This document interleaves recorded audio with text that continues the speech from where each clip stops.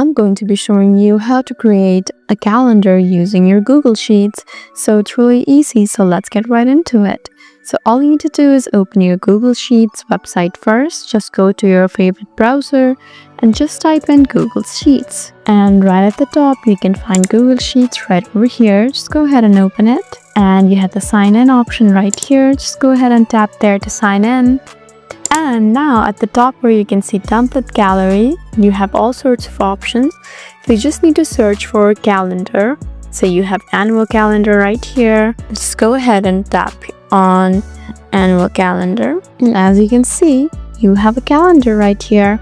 You have it year-wise. If you want monthly, then you have options for January, February, March, and many others right over here. So if you want to select a specific day, then just tap here and now you can change their colors, customize them any way you want. So there you go. That's how easy it is to create a calendar in Google Sheets.